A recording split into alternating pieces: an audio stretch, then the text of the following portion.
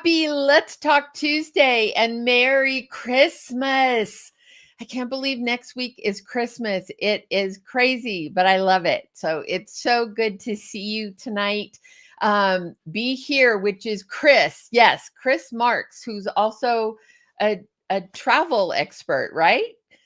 Good to see you, Chris. Hi, Amy from Alabama and Carolyn from Seattle. Hi, Allie and Carolyn, Valerie, Georgia, Casey, Kathy Patterson. So good to see you guys. Hi, sweet Candace.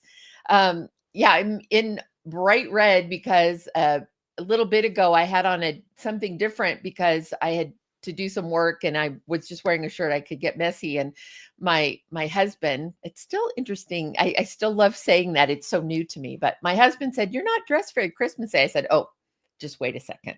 And then of course I had to put on the sparkle and the little bow earrings. So we're going all out tonight. Anyway, so good to see you guys. Hi, Kathy. And it's so good that you're here. Hi, Rhonda. I'm glad that you're joining in. I hope you guys are enjoying a wonderful Christmas season. And if you remember last week, was it last week or the week before, we talked with Adam Anders and talked about encircled music. So I hope some of you guys have been enjoying those little tidbits from encircled music from the Anthem team. And if you don't know what I'm talking about, look up on social media on Instagram, encircled music, and follow them. And they're putting together something new, kind of combining new music and instrumentals with inspirational thoughts.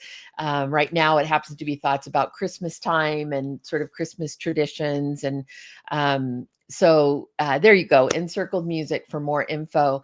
So if you haven't checked them out, I encourage you to do so. I'm excited for what they're going to come up with after the Christmas season as well. So anyway, I hope you guys are finding time to sit and have some peace and quiet, or have some time to reflect and just be reminded why we do all of this and what the season is about and why we give gifts and why we celebrate, because obviously the child in the manger changed all of our lives and changed the world, and that is worth celebrating, and celebrating with friends and loved ones. So okay, tonight is our last Let's Talk Tuesday for until January. I don't know what date yet. We're coming back in January, but we will make sure that we'll post it on the socials, but we'll be coming back at some point in January. So we're taking a little bit of break for the holidays.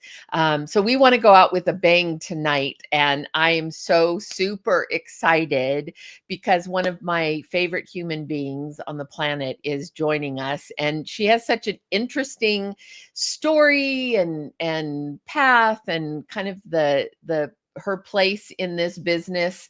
And so I'm super excited to hear kind of how she got to do what she's doing. So tonight we are welcoming, she's a host, she's an actress, she's an influencer, she's a best-selling author. She is seen on Hallmark, on Great American Family. She has her own web series and web programs that she's been producing. I'm just super excited to welcome Emily Hutchinson tonight to talk with us. And you guys, as we're talking and you have questions for Emily, please ask them. I'll keep my eye on the questions and try to get in as many to her as we can. But I don't know where she is, but there she is. Hi, Bev. Oh my God. Your introduction. I love you so much. You are such a special friend to me. I love you too. Lord literally brought me to you for very specific reasons. And it's very interesting because the first time that you and I had like a one-on-one session, we spent, for the first like 15 minutes, you were like, I know exactly who you are. And we connected in a way. You were like, this is how I can help you. This is what you need to do. And I'm telling you, everything that you told me has I see myself as like a really eager like student wanting to learn, because everything that You you've told, are. Yeah. I have taken it and I'm like, she knows what she's talking about. She's freaking right. And everything you said, even when we were talking about my headshots and you were like, why don't we go with like a soft brown? I was like, I never thought about that. I have to say, I just You're stay with a so soft awesome. brown. See, you're the perfect student too, because you are eager to learn and eager to listen, and you're not defensive about some of the things that could have been more sensitive to talk about. Anytime I'm talking with someone, and kind of especially women, I think we as women are a little more sensitive to how our looks are viewed, or we are hypercritical about ourselves and about our physical appearance. And so sometimes that can be hard. And I had a coaching actually right before this, and same thing. We were talking about some, really honest conversations about some areas that I thought might be helpful for her to hear a different perspective. And I just love that you were not only willing to hear it, you wanted to hear it, and Yes. were like, great, now I know what to do. Yes. I know what I need to do. Like I have homework. Yes. I'm like, you you're the queen of the to-do list. I Yay, know. I have a to-do list. And you know what? I also love what you said because it was so valuable to me. You were like, you try to be perfect. You can't do that Mm, here. You cannot, perfection isn't what we need here. We need you. Raw, mhm. messy, whatever it looks like, we Yes, need you. And I right. was like, are you sure? Like you want that? And you're like, It's yes. And I exactly what was we like, want. okay. Yep, that's exactly what we want, because that's the authenticity. That's, Yeah. I think so many of our challenges are that we are trying to be perfect, but those aren't the people typically on screen that we find ourselves relating to, right? The ones we're Right. drawn to are the ones that just touch our soul, and we feel like we know them and we understand them. So that's what, as far as in film and TV, and that's the people, the actors we want to watch. It's the people who are willing to be flawed and to be real and to be vulnerable. And I've loved that about you, that you've been willing to kind of just go into some uncomfortable territory, because I get it. There's all kinds of reasons that we become self-critical or perfectionist.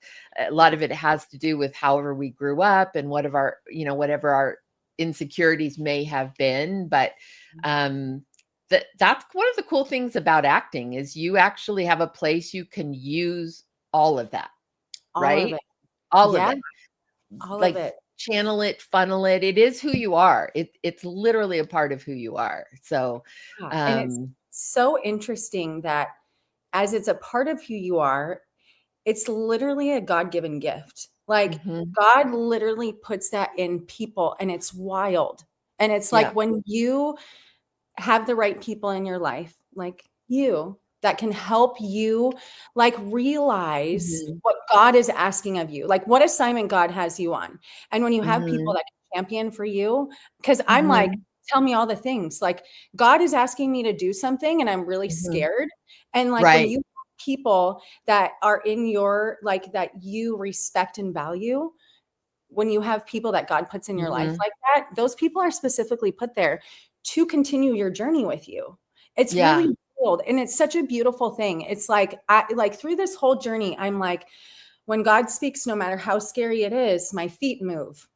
And Mm, so I'm mhm. like, I guess we're doing this. And it's been like that my whole life, but I didn't always know it was God. I just Yes. kind of Mhm. like, what is that? So Yeah. Yeah. I agree. And I think God helps you discern those people who maybe are telling you hard things, but they want your absolute best. They're telling you yes. because they love you, because they want the best for you, because they Mhm. want you to experience all of your potential, versus someone who may say the same things but with a critical spirit. Yeah. It's totally different. So that's something that I'm trying to be very careful with, and I'm still, continuing to learn how to be honest and objective, but never cross over to critical where it crushes someone's spirit, right? And that's super important, because acting, even the world, your full world, because you're public, so all of that can be, you're very vulnerable, and you're opening yourself up to comments and things like that. And so having those people who, even if they were to say, hey, I don't think that worked for you, it wouldn't hurt you, because you'd know, oh, okay, they love me. They're being honest because they want the best for me. Yes. Yeah, that makes a big difference. So Emily, tell me how you ended up doing what you're doing. So what started first? What came first in your journey? Tell me about you. So what came first? I would say probably baking, because that started really super early with my like at 5. Oh, so wow. I would say baking came first, but the creative, the acting, like all that stuff came pretty young too. Like, and I'm going back to my grandma again, my grandma Lupi, and grandparents are so important to people's lives, because she not only taught me how to bake, but she was the magic person. We would have like, she would do fashion shows where we'd get dressed up in all of her like amazing costume jewelry and hats and coats. And we would walk down her long hallway, and she would narrate it and videotape us. And we thought we were the coolest people in the whole world. She just had this voice and this presence. And she was so creative. She loved plays. She loved art. She was an oil painter. I was so fascinated by her many talents. And she died sadly when I was 12. So I know she died from cancer, and my grandma Lupi, the hole has never been filled. It just, everything I do, I'm like, it's like Grandma Lupi, and should be so proud, so grandparents make such a big impact. They really do. You talk about her as if she's still living, which is cool, which is really cool, because she's still so vibrant to you. Yeah. And I just like that magic I felt as a kid. And like, I've taken that through my whole life and wanted to be an actor. I studied acting when I was younger, in high school. So I started about 15 and a half. I started acting, and loved it right away. And then I was planning on going to college, right? You're going to go to college and you're going to learn all the things. Right. My senior year of high school, same week I found out that I was accepted to the University of Washington, my dream school. I didn't apply to anywhere else. I was like, I'm going to UW. I'm going to study there. Amazing theater arts program. I mean, UW is amazing. Found out I was pregnant in the same week. We're going to be a mom. We're having a baby. And it's that's a double whammy. Because it was so scary in those moments. I was like, oh my gosh. And you know what? I wasn't even like, maybe I should abort the baby. I was like, shoot, my parents are probably going to be like, dang it, she was going to UW. That's really what I thought. I wasn't like, I can't do this. Like, and it was really scary too, because I was so young. A lot of people kind of pressured me to have those thoughts. And not one time was I okay with having those thoughts. I was like, wow, we're going to put this on hold. And we're going to have a baby. We're going to be a mom. And it was really, really hard. I struggled really bad. I was a single mom. So a young single mom, a really young single mom. But I was like, I'm going to do this right. I'm going to show up for her. I'm just going to do this right. And the whole time I've just done that. And I'm like, no matter what, I just showed up, and like things started to work out because I just showed up. And Bev, we're standing in she's 23. She just graduated from college. We're standing in her apartment. We're celebrating. Oh my gosh, like this huge accomplishment. Summa cum laude, you're graduating. Wow. Oh my gosh. We're cheering, tears streaming down our faces. She stops, looks me dead in the face. Mom, thank you for choosing me. And I was just like, oh my gosh. Oh my gosh. Like that's Oh what my like, God gosh. was in that the whole time. And I watched Oh, my daughter absolutely. graduate with honors to be a teacher, Bev. Wow. And I'm just You like, just never know what God, you know, was it God's ultimate plan from the beginning that you get pregnant at 18 before you were going off to college? May or may not, who knows? That's not for us to say.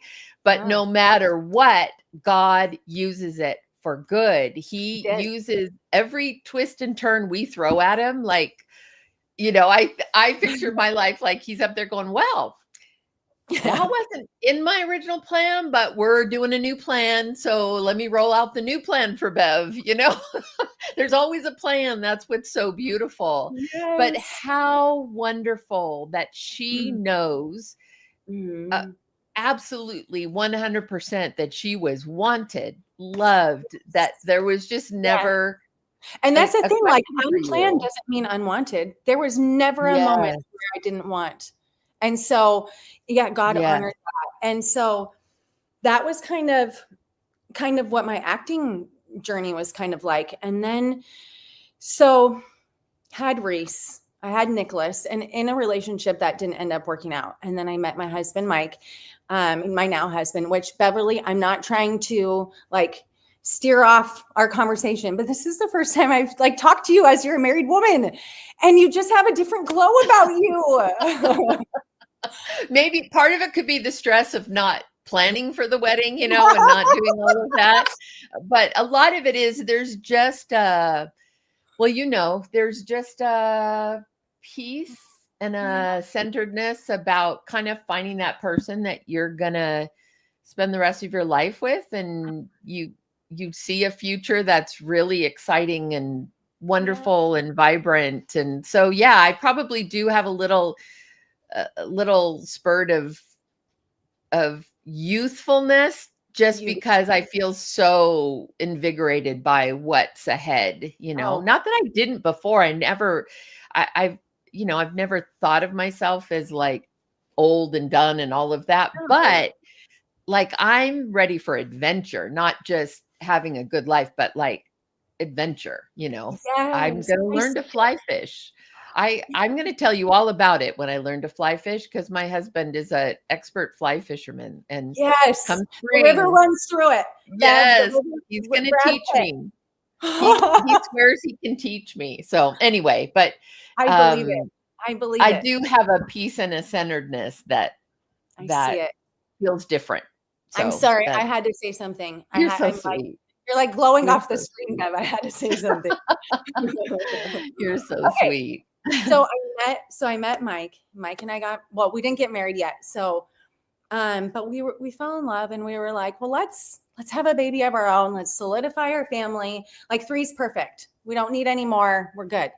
So we had Jenny, the most beautiful, perfect angel daughter, and she was born October 31st on Halloween. She's a little Oh, Halloween baby. And she barely even cried. She just was so easy. Like we were having the most fun, like doing life with her. And yeah. on January 15th, 2008, she died. That morning, I went in, Bev. I went in to go wake her up like every other morning, and I knew right away something was wrong. And Reese was with me, and Reese was about 5.5 at the time. And I scooped her up and I yelled for Mike, and I was like, Mike, call 911. And I knew how to do chest compressions. And so I ran into the living room the kitchen, and I cleared the table off and I laid her down on the table and I'm doing chest compressions and I'm blowing air into her. And I can kind of hear Mike. He's on the phone. He's talking to the EMTs, just running through what to do. I can see Nick and Reese kind of peering around the corner. And I'm like, go back to your rooms, go back to your rooms. And I'm trying to focus on Jenny, but I'm praying. I wouldn't have considered myself a Jesus follower. I wasn't a Jesus follower. I would have said I was a Christian then. You know, I knew who God was, who Jesus was. Mhm. I walked down to Vacation Bible School in the summer, you know, with my sisters. Mhm. You know, I knew some of the Bible stories. I knew who to pray to. You know, I went Yeah. to, church on Easter with my Yeah. grandparents. I knew who God was. I just didn't have the relationship. And I was bargaining with him, and I'm doing the chest compressions, and I'm saying, God, I will follow you for the rest of my life if you don't let her die. Just don't take my daughter. Just don't take my daughter. And I breathed air into her, and I pressed the air out, and I heard her exhale. And I looked up at Mike because it was that hope. And he had the saddest eyes. And I was like, why does he look so sad? And I looked back down at Jenny, and it had dawned on me that I was pressing my own air out. And it had set in that my daughter had died. The EMTs arrived. It was literally like moments. They grabbed her. She's still warm, I hear them saying. They go out and they're working on her. And despite their best efforts, we lost our daughter that day. And annihilated me. Completely, utterly ruined me. It was the thought in the back of my head, even when I was a little girl. I don't know why that was always my biggest fear in the back of my head. Biggest fear. Really? Happened right in front of me. And it's really the ultimate sacrifice. It's your child. And we found out that, the doctors had said it was SIDS. She actually had been given too many vaccines, and her body couldn't take it, and she died. And it was serious. That's what they figured out it was. So they said it was SIDS. And what mom did is mom went and looked at the records, and I was like, hold on. Yesterday she had 8 shots, and 2 of them had 2 vaccines in each of them. They were trying to catch her up on some shots. This doesn't add up to me. And so with my next child, I had let the same pediatrician, let them know the concerns. Yeah. Didn't even bat an eye. It was like they had heard it before. And they were like, oh yeah, well, we'll just, these vaccines are the ones that he needs now. You really don't need these ones. And I'm like, okay. Oh, wow. Wow. So after we lost Jenny, Bev, my head was so crazy. I was like, I need my baby back. I need to get pregnant right away. And we ended up getting pregnant with Mikey, our son, Mikey. He was born a year and 10 days after Jenny died. Like, if that is not appointed by God, I don't know what is. And he is just the most beautiful light for Jesus. He is like, he literally looks like Emily, but a boy.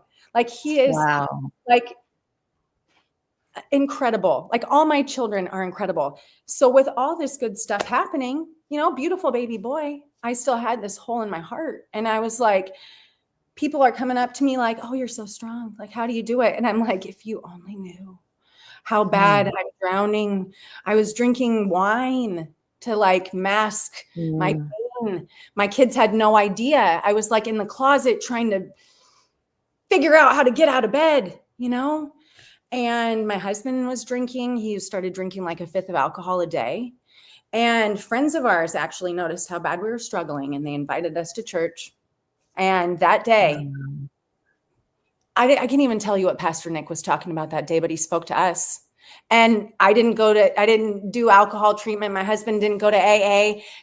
God literally that day took it, gone. Wow. And after that, our church does this thing, and it's called iHeart. And after we got saved, we started giving back to the community. And iHeart, we go and repaint schools, while the kids, like, it's summertime, so the kids aren't there. So we're painting schools, we're doing landscaping, we're making this incredible masterpiece. So when the kids come back to school, they're going to be like, oh my gosh, who did this? It was us, and no one knows. And I was like, this is so cool. You can be like a secret helper and nobody knows. And that's the gift. Like, the gift is for you too. And so realizing that, I was like, okay, there is a purpose for my pain, And I was like, I'm going to just dust off those measuring cups and get back into the kitchen. And so I started baking again, and like a fire ignited in my soul. And I started making videos. The videos started going viral, and people wanted to learn from me. And I was like, people want to learn from me? Weird. Wow. Okay. And it just started going from there, like virally growing. And then so my platform was growing, but I was like, I don't feel like this is it.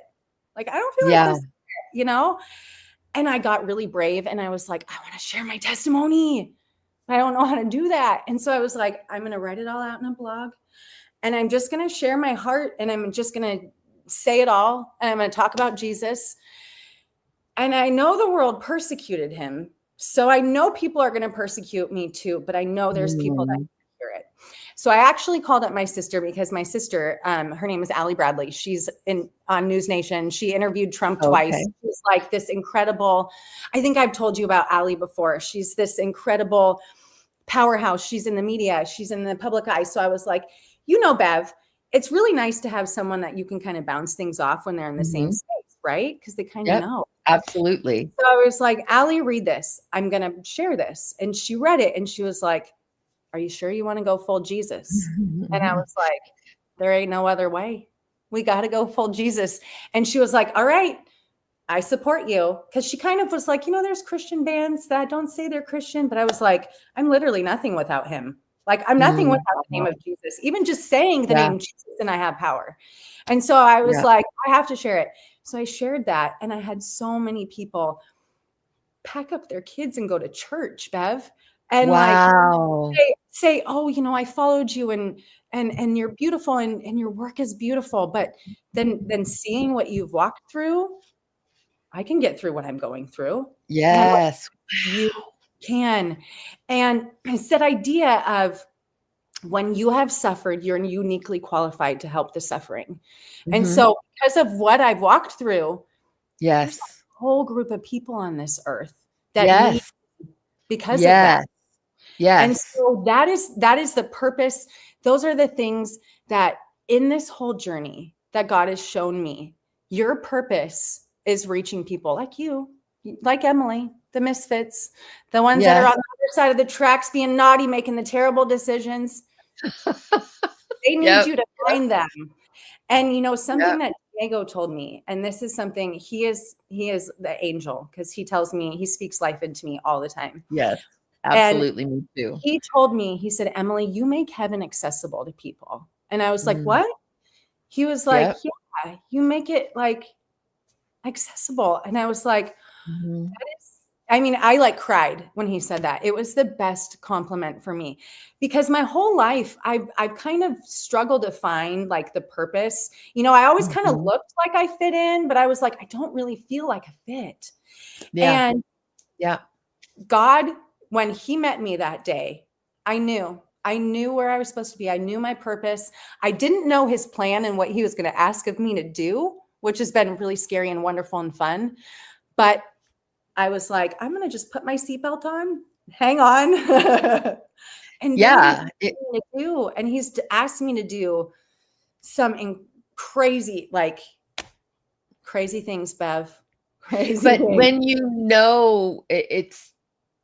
I've said that as an encouragement, because that's part of my story too, which is there's times when I think, am I supposed to go do something different? And there's a lull and I'm struggling, and not getting projects and that kind of stuff. And you think, am I supposed to go do something else? And then he opens a door and so then there's just, there's provision then. If he's opening the door, there's provision. Now the provision may not look the way you expected it to look or feel the way you thought it would feel, but it is there. Yes. And that is so powerful and more meaningful than having it easy all the time, right? Having it like job after job after job. It's that process of like, I don't know what to do. Okay, I'm going to walk in faith because I feel like you're opening this door and telling me to do it. And you end up coming out of that so much more connected and grateful, right? Because you've experienced the little, and then he blesses you with a lot, and you appreciate it in a way, at least for me, that I may not have before had it just been a steady stream of good things. So there's a lot of people I'm looking at the comments, are really being impacted by your testimony and thanking you for being so vulnerable. It's saying that you're an inspiration, and you are. Richard Zerang said, your test becomes your testimony. I love that thought and that idea. And a word that a lot of them are using is brave. And, God makes you brave when you don't necessarily feel brave otherwise. But that was bold to, especially in the entertainment business, there's so much about, being canceled or not wanting to get pegged or pigeonholed into like, oh, she's a Jesus freak or whatever. I love that you said, no, there's no other way. Like, that is who I am. And I am sold out for him. And if that gets me canceled, then so be it. Yeah, Pretty scary. Now, absolutely. did you feel like you got a lot of obviously wonderful comments and people who were responding? Did you get any negativity as a result? What's really interesting is I didn't get any outward negativity, but there were a lot of people secretly reporting my account all of a sudden, secretly doing Really? really weird stuff. All of a sudden, everything plummeted. I was getting alerts that I was getting reported and taking someone's music, and this video belongs to someone else. And I was like, what is going on? And so Wow. it was super bizarre. But the one thing that I have noticed, because I have shared my testimony even on Lance Bass from NSYNC. I've shared it on Yes. his podcast. I've shared it all over. As soon as if I get to go on a podcast and someone's like, well, how did you get started? I'm like, floodgates open, Jesus, Jesus. Yes, you asked. I'm going to answer. And this is what I've noticed. I have noticed that when it's your testimony you're sharing, when it's your truth that you're speaking about, who cares? And people can't take that away from you. And most of the time, Right. people are like, oh, okay, because it's your story. Right. That's exactly right. I'm just telling you what God did for me. Exactly. And no one can tell you it didn't happen or that it wasn't real. They have to reconcile the fact that it was your experience. That's Yes. why true stories, like telling true stories in movies and films, Uh-huh. when you want to share something with a spiritual faith message, true stories are, in my opinion, one of the best ways to do it, because if someone experienced a miracle in their life and you're just telling their story, no one can say, oh, that didn't happen. Oh, that Right. doesn't happen. It's like, it did happen It and it literally does happened. happen. It did. Right. Yes. Yes. And that's Wow. the coolest thing is that in this whole journey, I'm like, every time, it's been like about 15 years since I've been saved. And every time I'm just like, I don't deserve this. I can't even believe it. What is happening? He loves me that much. Oh, This is yeah. real. It's real. The Bible's real. Everything they say is real. Like without a shadow of a doubt, no one could tell me. Anyone could tell. They can say whatever they want. I'm not going to believe it. I believe what I've seen and felt and Yes. experienced with my own eyes and my own Right. mind and my own Yeah. soul.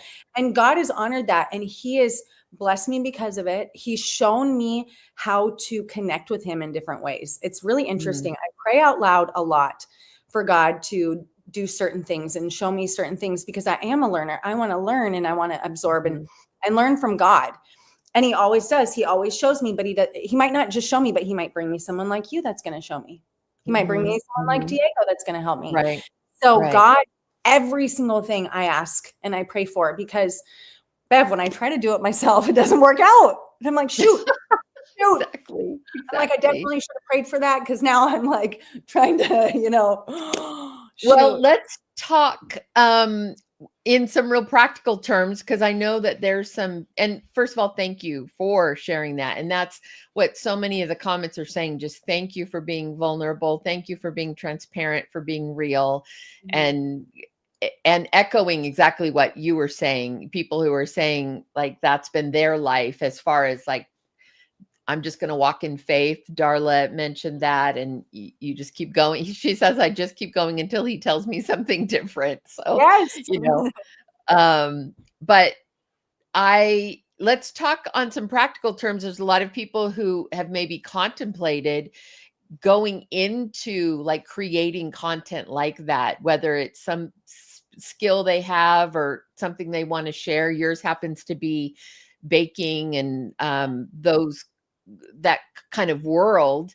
But so tell me, what that has been, that growing curve, like when you started versus kind of figuring it out a little more. How was it when you first started, and what are some of the biggest lessons you've learned? When I first started, because this was a long time ago, because one of the like the butter, I did the very first buttercream frosted cookie video. Like there were no other buttercream frosted cookie videos online. No. Yeah. So God had given me a vision of what to do. And I thought it looked crazy. And even people in my life were like, this is kind of crazy. And I was like, but I'm going to make money doing this. And they're like, what do you mean you're going to make money doing Yeah. I was I'm leaving camera for 1 second because I have to let my dog out because he's scratching. And okay. which means Bev, what kind of dog do you have? I have a Lhasa Apso.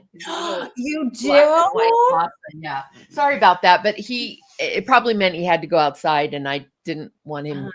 Quite honestly, I didn't want him peeing in my office. So, okay. So tell me. Okay, keep going. Dog's name? I need to know your dog's name real quick. It's Rudy. Rudy. Okay. So his gotcha day, the day I got him, was December 23rd, now 3 years ago. So I went to my then 4-year-old next door neighbor, their little boy, and I gave him the choice of Rudy Rudolph or Buddy the elf, and he chose Rudy. So my neighbor named him Rudy. So he's Rudy Rudolph. Now he's Rudy Rudolph Shuey. Anyway, so tell me, sorry, I didn't mean to interrupt you. I just knew he wouldn't stop. So, okay. So starting in the beginning, kind of the lessons you've learned, and I cannot believe, Emily, that there were no videos doing buttercream frosted cookies. Like, who knew we were going to change the world? I know. Cookies. I know.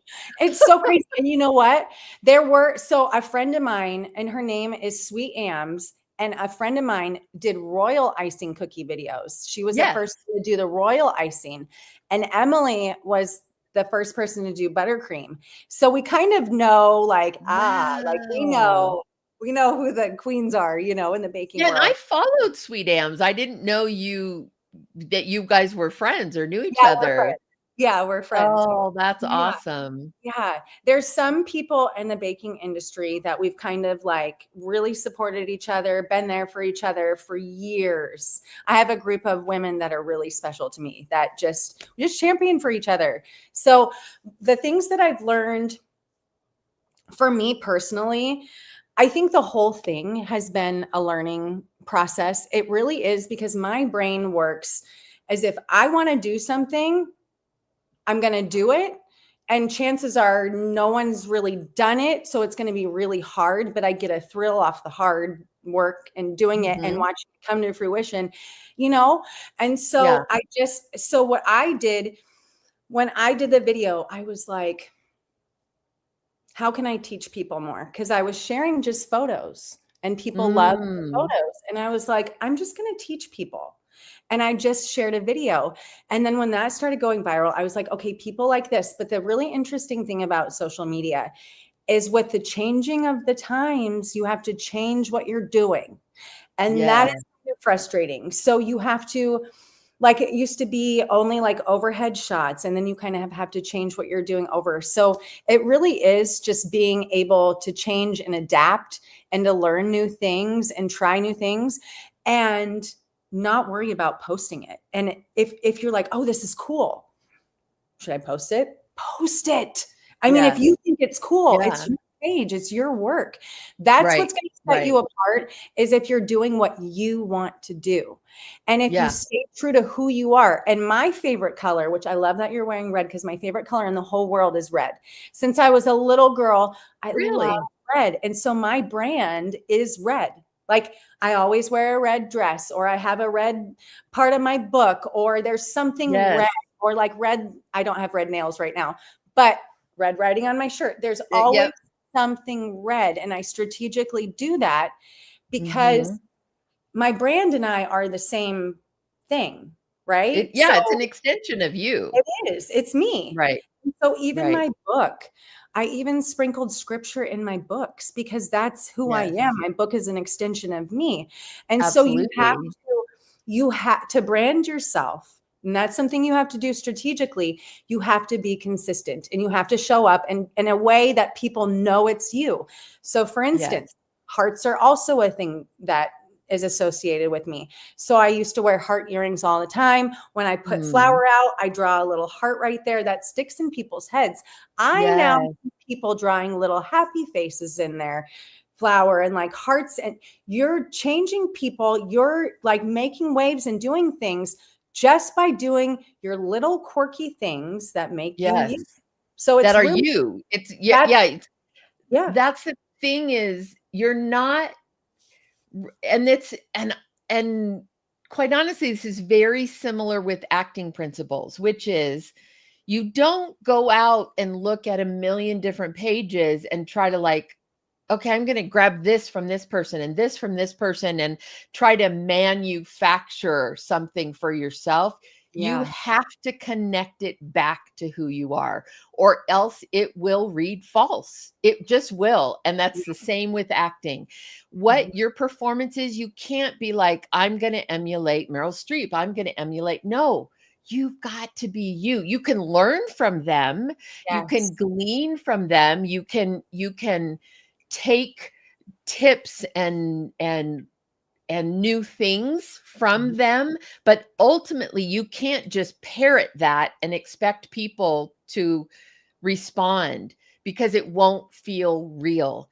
It has Yes. to be authentic. So whether you're an actor and you're talking about a performance or whether you're a content creator trying to figure out what your brand is and what you want to do, it has to go back to who you are, the core of who you are and authenticity, or else Yeah. it just won't work. Yes. And Yeah. not being scared to show that. Like you had kind of Yeah. said, like at the beginning, like it's really scary to be vulnerable. Yes. Taking that fear away because Yeah. that doesn't matter. Just share it. Just share it and see Yeah. what happens, you know?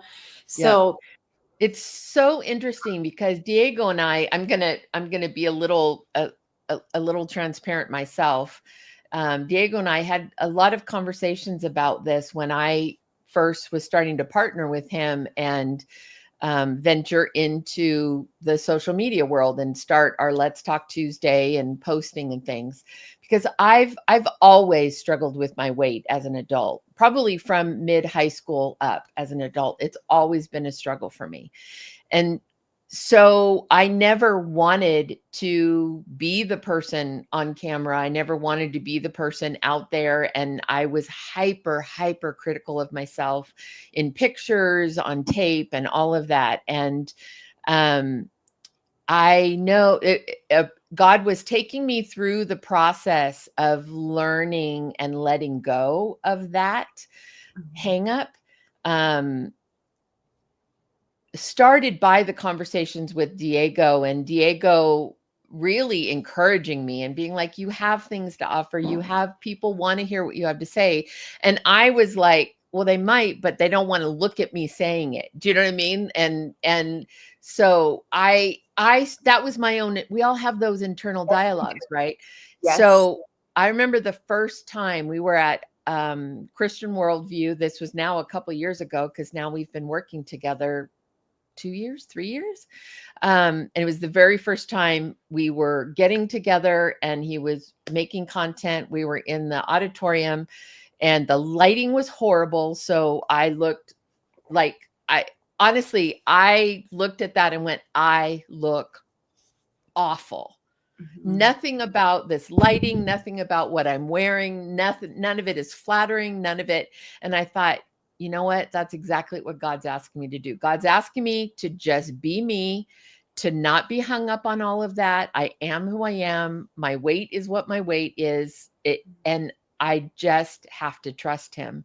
Yes. And so I let Diego post them because I told Diego, I was like, Diego, normally I would have never let these be seen, never, ever be seen by anybody. And Diego, he said my first reel hit 10,000 at Chris. So it's really been a process of like, okay, God, you've got to, you, it's hard. You are vulnerable when you go public and, in front of people.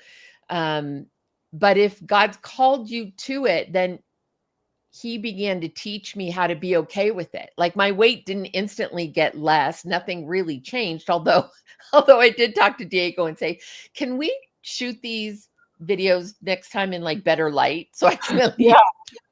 least not look like this blue shaded thing with Yes. the shadows from above, Yes.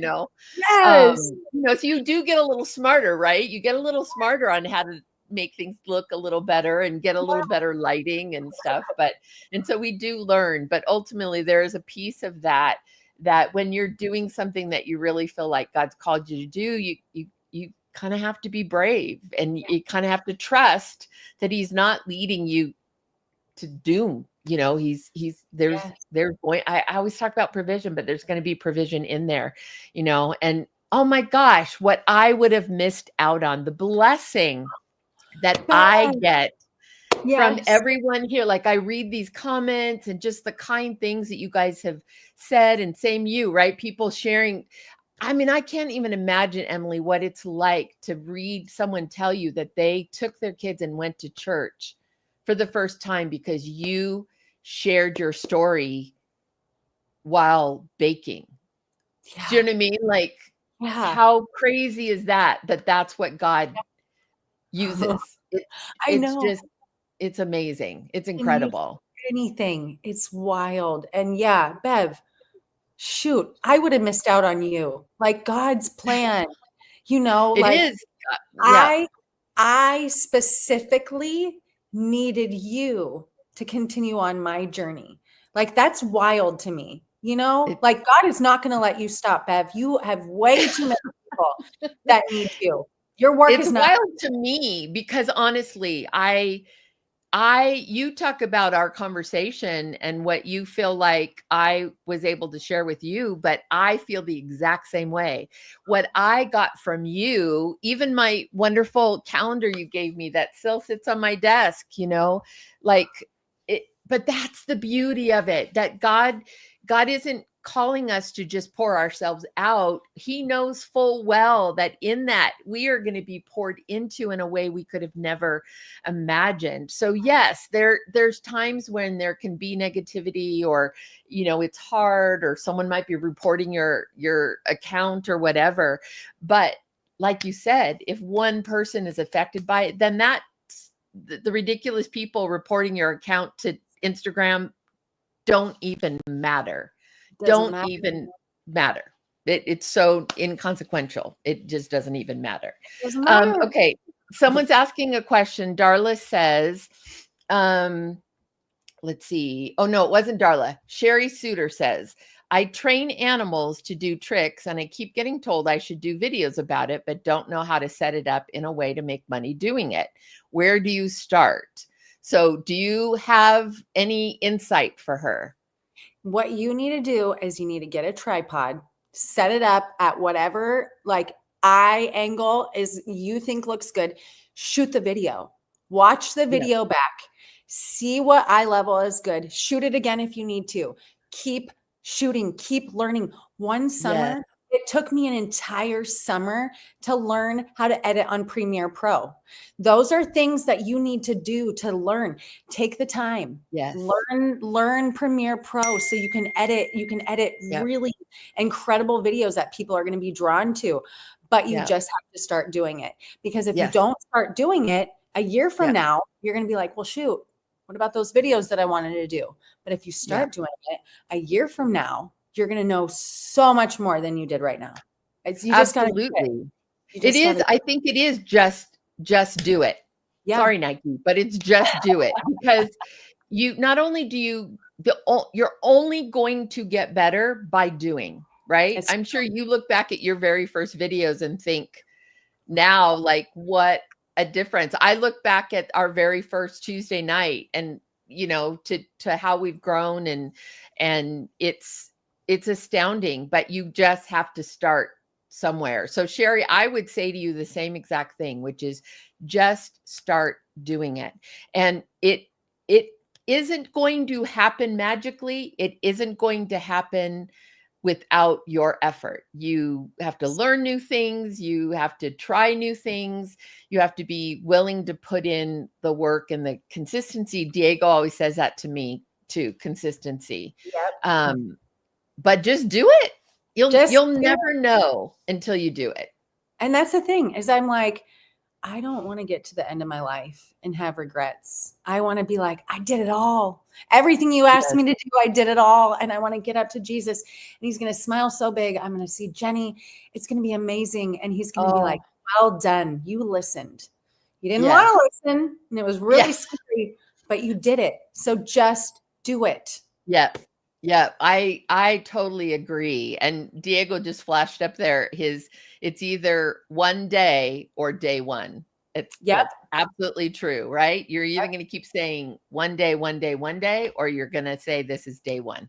So I encourage you. And other than some basic, like, if you don't have a tripod, you have to buy one, but honestly, you can get them cheap on Amazon. Lights are cheap on Amazon. Like, it's not a big financial investment to just try. That's one of the beautiful things, is that to just start, it's not like you have to make $1,000 investment. And no, it's minimal, and you can just try. Yeah. Right. You can get equipment as you go. And then one thing, because when I first was building my social media, I was like, how am I going to make money? Right. And people were like, crazy. How can you make money? And this was, I mean, well over a decade ago. No one was really influencing Bev. And so I remember one of my friends, I actually go into her class and I talk to her students, because she'll tell me, like, when you first started, I was like, this is crazy. How is she going to make money off of like the social media? I'm like, just watch. So if you're making videos about dog videos, what collars are you using? What food are you using? What blankets are you using? Show those things. Show what your favorite brands are. Get some brands to give you some free stuff. Build on that to show that you can do good work. You show a brand work, you're going to show up and you're going to do it, and then post it. Post it. You just got to post it. And Grace, I just read Grace Covington's comment, done is better than perfect. And that, you and I have talked a little bit about that perfection syndrome, and it can kill creativity, and it can kill momentum if we're so focused on perfect. And sometimes it's just about just doing it. And that's kind of how it was for me with, like, you know what, I'm either going to wait and say, oh, I'll do it when I lose 10 pounds or 15 pounds or, however many, or I can just do it now and start the journey now. Exactly like Diego said, it's either one day or day one. So just do it. Just start it. Let's see. Richard says, I still struggle with talking in public because I butcher the English language, and because of the accent, people think we are uneducated, but it's who I am. You know what? On something like that, I would be honest. Kind of like I just shared with my vulnerability and my area of weakness, which is, my physical appearance and struggling with that. I'm just be real about it and say, hey, you may think this because of my accent, but let me tell you more about me, and let me tell you a bit about my journey, and share with them, because what you see as a weakness, they may see as authenticity. They may see as something they can relate to. And for them, it may not be an accent that holds them back, but something may be holding them back. And hearing you say, I'm not going to let that hold me back. God created me exactly the way that I am, right here, right now. So if he's calling you, Richard, to speak out, to go speak at classrooms, or to do something on the web, or to go, speak to groups of people, if he's calling you to do that, allow him to show you what that looks like. Allow him to work through you, flaws and all. And what you're going to find is that it's like Moses, right? Because Moses had trouble with his speech. He stuttered and did not have perfect speech. And he was like, God, you can't use me. I don't talk well. And God's like, oh no, watch me, just watch me. And it's just that same way, Richard. If he's calling you to something, he's going to use you just as you are right now. Will he potentially, Emily, I'm guessing you'd say the same thing. We've grown and learned a lot, right? Yeah. So we don't stay where we are, but we have to start somewhere. Yes. Then he moves us. Billy Joe Brewer says, I always think of the saying that you miss 100% of the shots that you don't take. And that's so true, right? Yeah. Was it? Is that who it was? Michael. It was Wayne Gretzky. Yeah, I think it was Wayne. Yeah. It's so true because you said it early on that you didn't want, as you thought about the end of your life and, kind of finishing out your days, what would you regret? And, you said not doing the things that I wanted to do that you were passionate about. Yeah. I don't want to have any regrets. None. I just want to just lay it all out there. Okay. So you create your content and then you, in addition to growing that platform, then you get the opportunity to partner with like Hallmark and Great American. How did that happen? Oh, so I totally forgot. We didn't finish that part of the conversation. So when I shared my testimony and everything, and I don't think it was the testimony.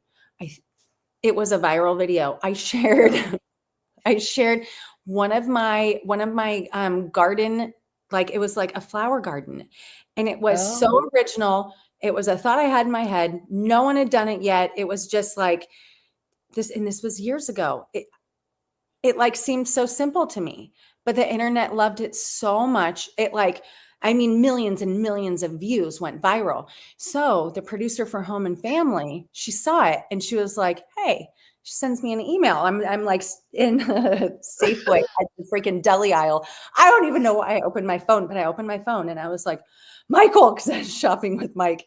And I was like, Hallmark wants me to come on their show. So Home and Family, I go on Home and Family and I'm telling the producer, I told her my story. And she was like, would you want to share that on TV? And I was like, oh my. And I was so scared, but I was like, yes, I want to share. I want to tell the whole world about her, and about what God did.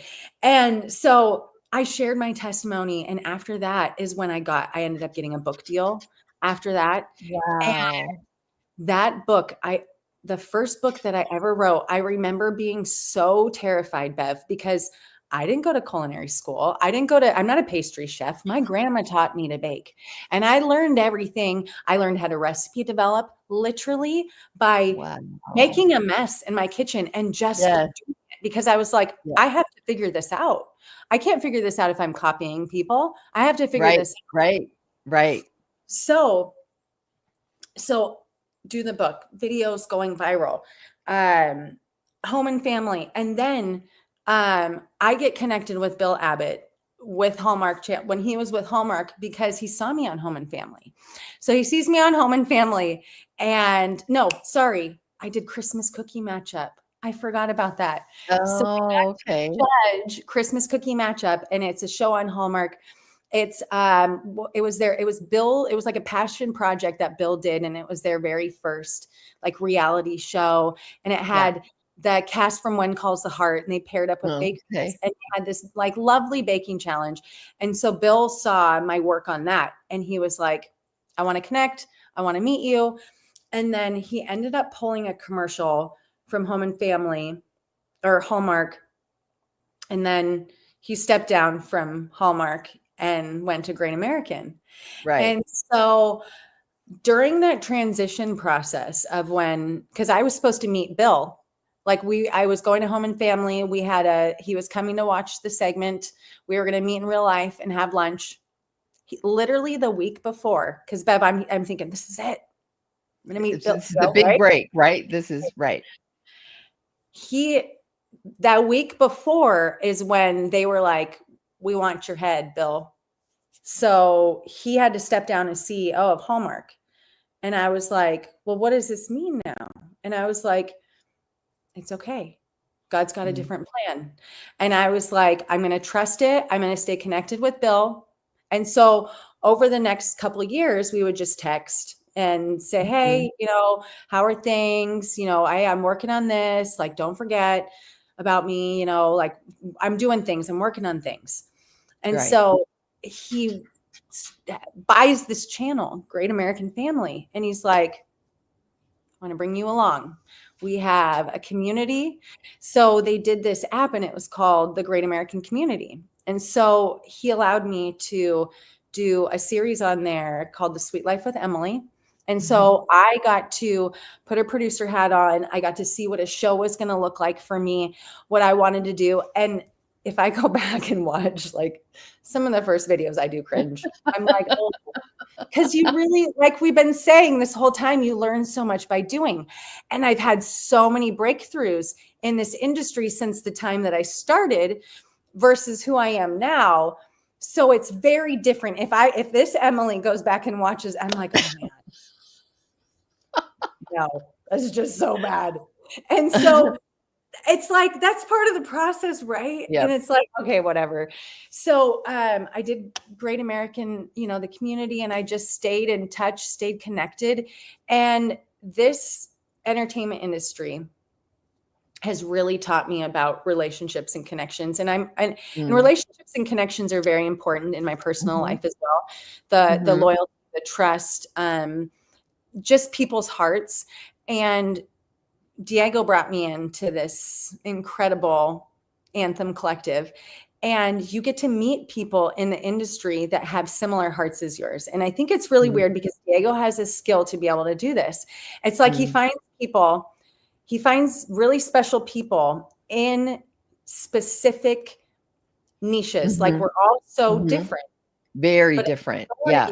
every single one. And it's the coolest thing. But I have learned that not everybody is like that.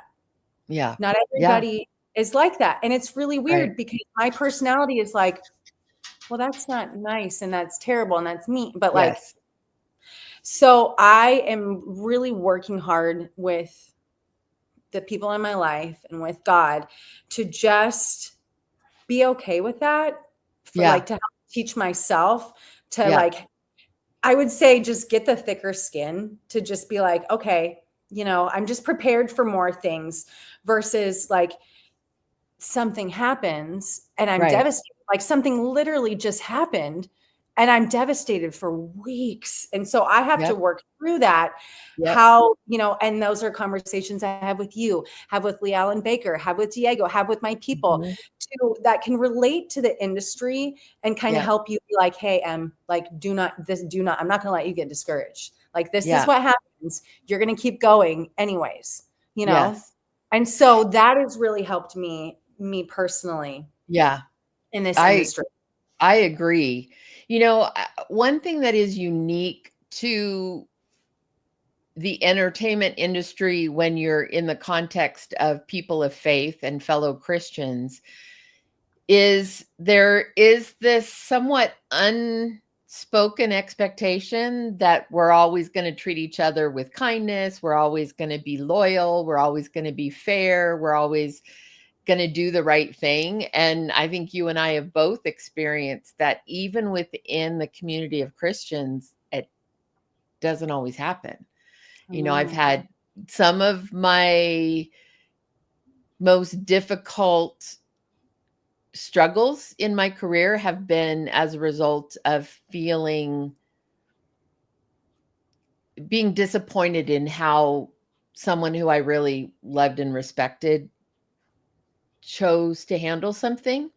Yeah. And sometimes it's me, sometimes it's me realizing I had unrealistic expectations for, you know what I mean? Like, and sometimes it's me realizing that maybe I was a little more invested in the friendship part of it when in reality it was a business relationship. Right? So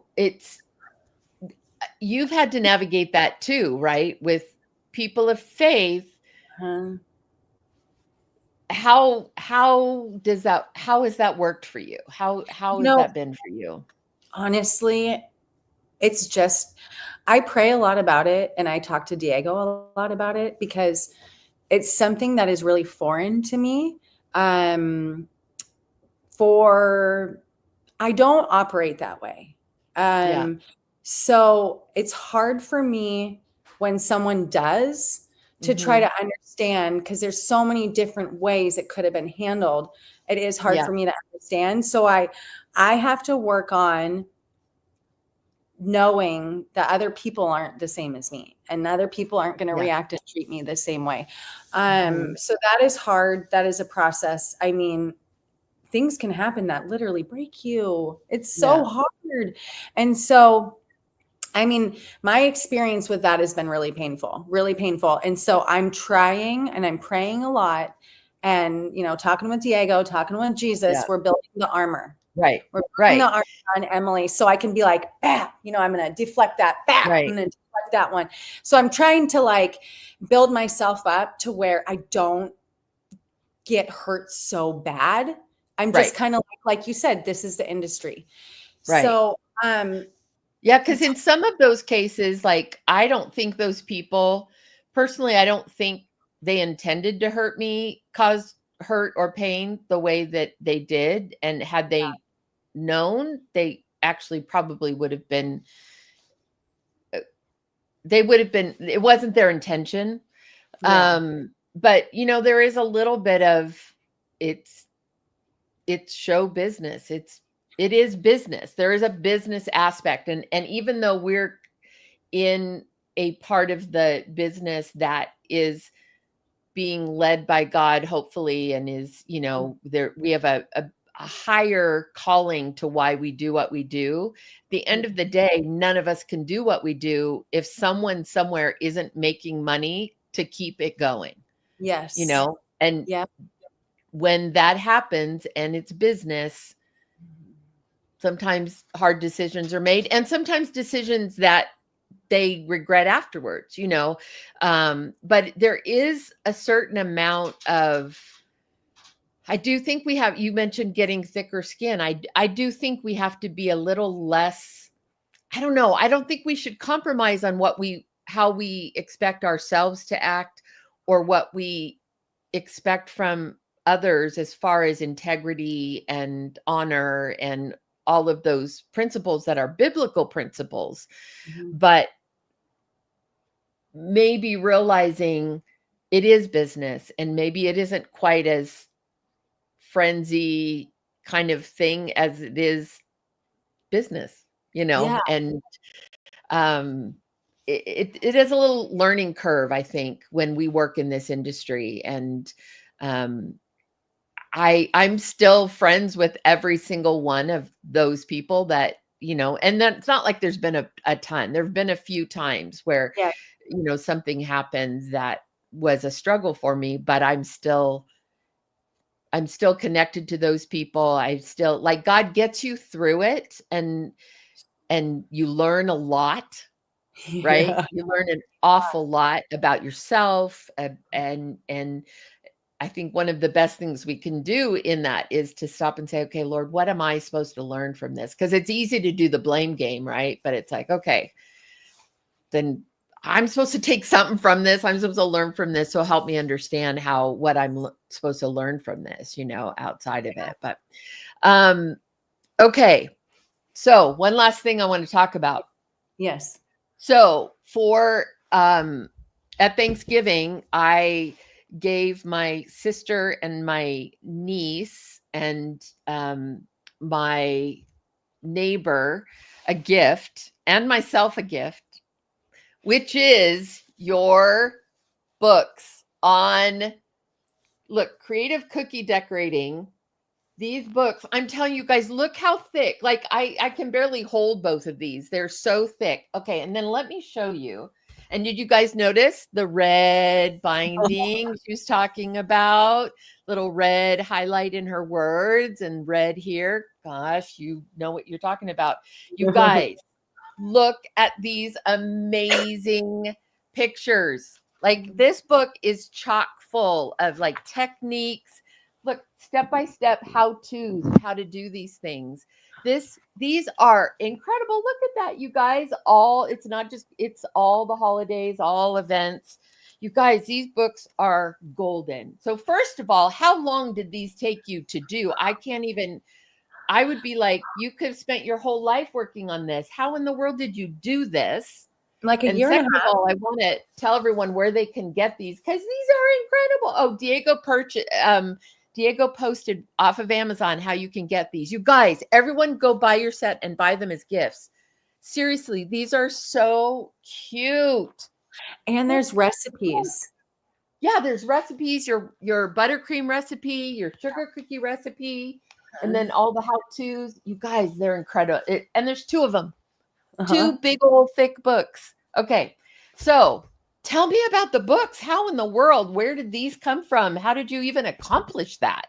Beb, I love you so much. Thank you for like this. It means more to me than you ever even could imagine that you bought those as gifts for like, that is a piece of my soul, like my heart and soul that like is the best. You are just so wonderful. So the one with the red spine, that's the first book. It's a very, this one. Yep. So that one is the first book. So that's got my classic sugar cookie in there. It's got a red velvet one. It's got a chocolate one. It's got a few other ones. It's got my buttercream recipe. So many designs. I would start with that one.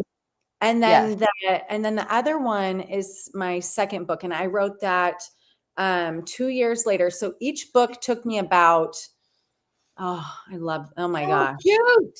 Like, and it's all step by step. So I wanted to take, and it's like, it's that idea of, so the book is an extension of me, which is my brand, which is a teacher, which if I created the first buttercream cookie tutorial videos, I better have step-by-step photos in my cookbook.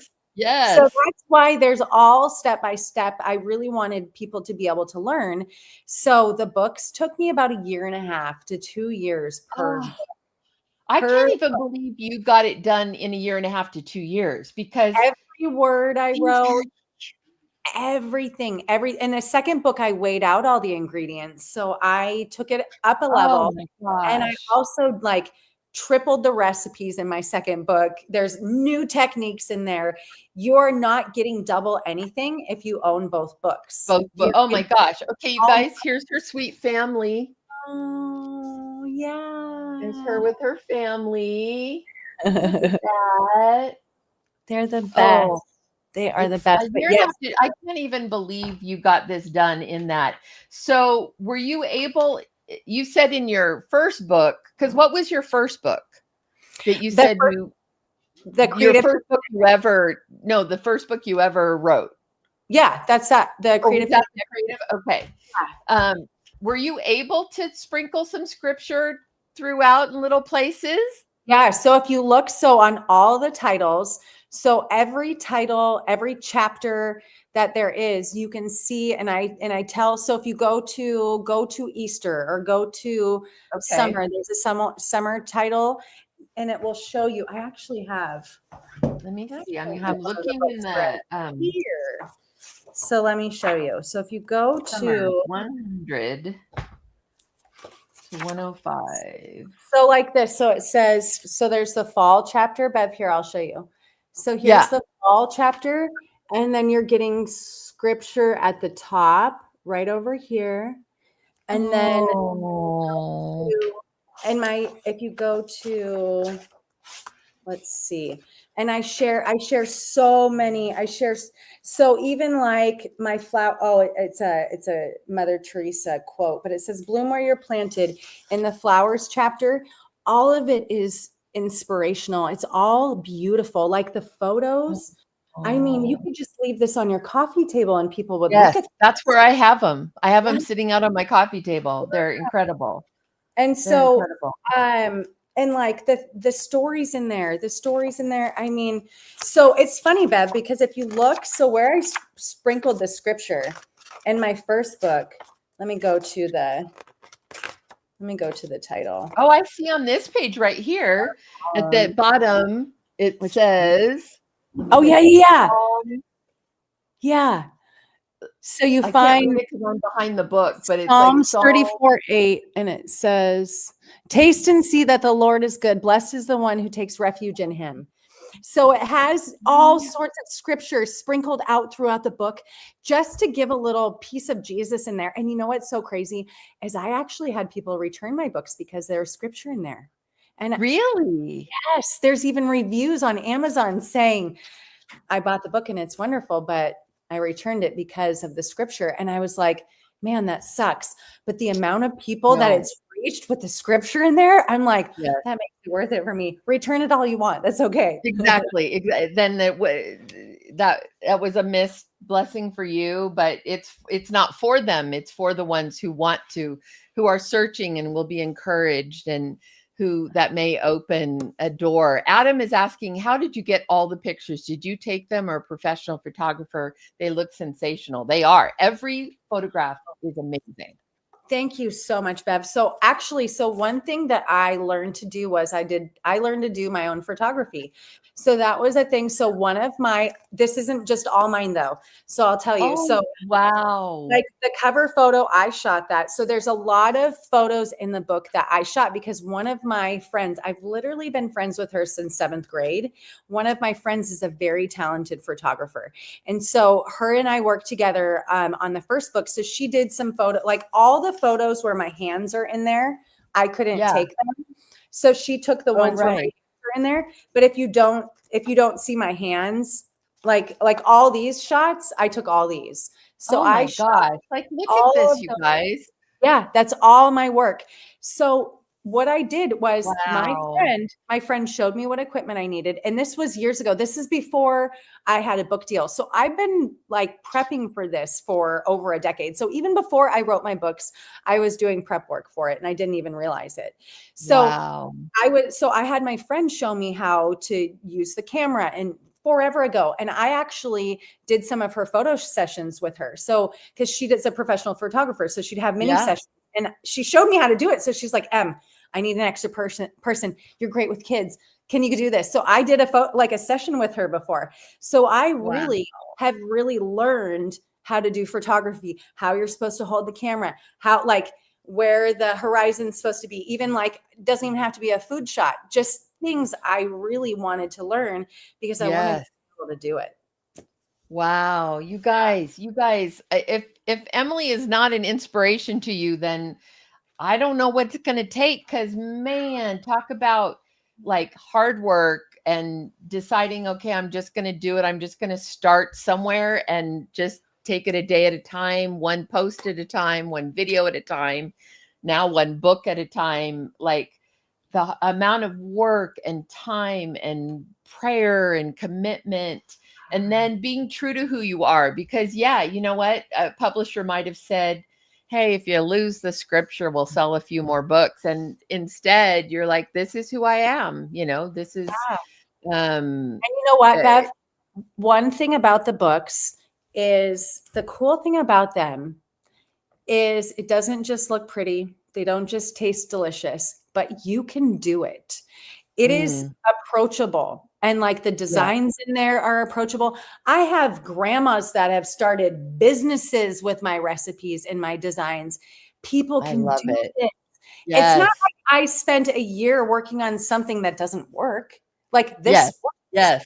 So no, that's what's amazing. That's why I bought them, because they always wanted to kind of learn. I was like, just follow, like I could do this, and that's not my world, Yep, so it's incredible. Oh, thank Well, you, let's see. Lots of people just saying wonderful things, and the book is beautiful. You guys get it. Amazon's usually pretty quick on shipping, so you might even still make it for Christmas. But everything's year round. Like it's all festive things, all seasons. So it's definitely not just a Christmas thing. But I just am so inspired by you. I love that you've been faithful. I love that you are willing to share the hard parts too, and that you honor Jenny by the way you're living your life. That that Jenny's passing caused you to stop and say, life's short. Like, what are we going to do with this life? And that it feels like every day, every book, every video is honoring Jenny and in having a full life and creating a full life. And I love that you said, it's like someday I'm going to be in heaven and I'm going to see Jenny again. And, maybe you'll be decorating cookies in heaven, who knows? But anyway, I just love you. And I just appreciate you sharing your heart. And we have to talk again when we come back in the new year. Just talk more nuts and bolts, because I know some, like Dawn Long was talking about, she's an outdoors person and hiker and hunter, and just these beautiful, amazing locations she's in. She lives in Montana. And Dawn, I can absolutely see you sharing that part of yourself with the world and weaving in, your passion and love for God. And so I'm sure every one of you guys has seeds of things that could come to fruition. Let God grow those thoughts. Let God pray and ask him, is he building something? Is he creating something? Is he planting seeds that could really, we're getting a fresh new year coming. So I just want to encourage you guys to be inspired by Emily's story of just being authentic, right? You started with that thing that goes back to your grandmother and being 5 years old. You didn't stop and go, what's popular? Oh, baking videos are popular. Let me do that. Even though that's not a passion of yours, like that would never work. You just went to something that brought you comfort and joy and great memories. And so I just love that. So I love you so much. And Diego is here in the background, and I should ask him to come on. Hey, Diego, can you join us on screen? Can you come on screen so we can give our last hurrah goodbye? Look, he's probably like, no. There he is. Hey, dude. So I just thought it was only fitting for our last little goodbye for the year that you join us too. And just I love tonight. I love the community, Diego, that you're building, that allowed myself and Emily to become friends and basically sisters. And yeah, we'll talk more about your acting journey the next time we talk, and what that's been for you, and kind of going through that process of the coaching and stuff. But yeah, we love our Tuesday night family, you guys. Really, really love you. And I'm excited that Emily got to share a little bit of that. Diego, what do you want to say to the people? Oh, wait, you're muted. How about now? Can you hear me? Yep. I think truthfully what I wanted to say is, I think this was a perfect, we couldn't have planned it any better, but it was such a perfect conversation for it being your last one for 2024. You guys covered so much about like the history of Emily, but then also Bev's history. It was beautiful. And I think, just because I know you're not gonna, toot your own horn, Bev, I'm gonna do that for you and for everyone that's tuning in this Let's Talk Tuesday community. Beverly genuinely has a heart for this community. And as we talk about, sometimes in the industry, there are some people that are just fully industry and just do it for maybe a paycheck. I can genuinely tell you that is not what motivates Beverly. And it's a beautiful thing, but then also as a manager, it could be challenging at times. But her heart is genuinely for people. And because I love Beverly, I'm always going to be the guy to be like, well, Bev, you're valuable. We got to make sure you're taken care of as well. But she's one of the real ones. And I think today or tonight, Bev, you being vulnerable, I didn't even say it. You shared about, the challenges and fear of stepping into this world. We're on the other side. So people are probably like, nah, Beverly's bold. She wasn't scared at all. But for you to share about that, I thought that was beautiful because that was almost 2025 would be 3 years ago when we Oh, sat down and had that conversation where I'm like, yeah. "Bev, you want to go in a certain direction? We got to do certain things," and you weren't comfortable with it. Mhm. Your strength, though, Beverly, is that you don't just hide in a corner when you're uncomfortable. You move forward, and from the very beginning, you allowed me to kind of gently, push you forward. So I'm grateful you entrusted me with it. And look at this community you've built. We've had a Let's Talk Tuesday community gathering in Texas. We had them gather. We were all together in Florida. Then again, we Yeah, went to Georgia, and I will, every week we're doing this, and that's all glory to God. But God using absolutely. you and you being obedient to that. So 2024 has been great.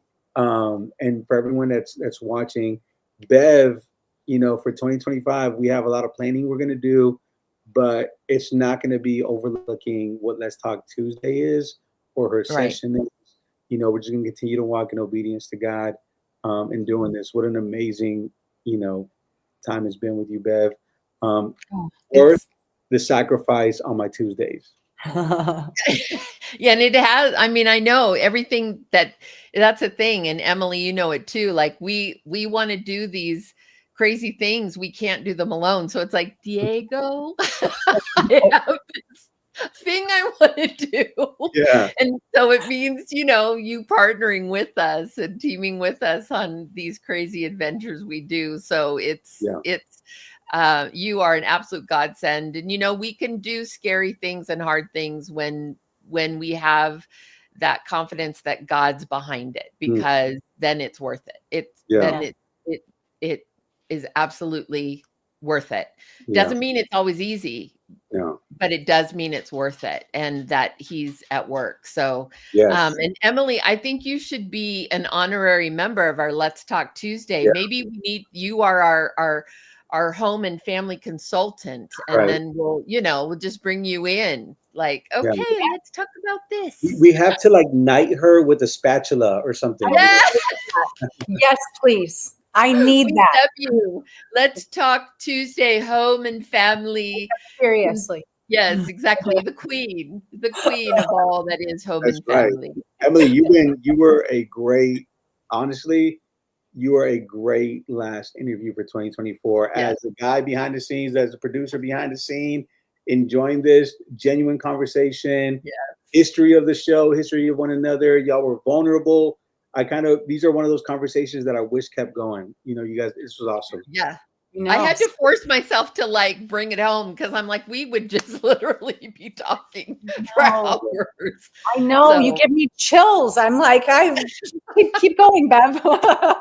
yeah, and I love this. I love this community, all of their comments. Emily, you'll have to go back and when it's in on file on YouTube or Instagram, go back and read the comments because so many people are just so inspired by you and are encouraging you. So I want you to know that. Yeah, So but okay, well, what you guys did tonight, what people don't know, you guys were like this from the very beginning. If you guys remember when we were together in Tennessee and we Yes. were all hanging out at Lee Allen's house. I yes. don't know if you guys Yes. remember, we were all just really connecting with each other. But Yep. that night we had like some deep conversations. Yep. Yes. Yeah, it It was was amazing. so good and such a gift. Yeah. It's such a gift.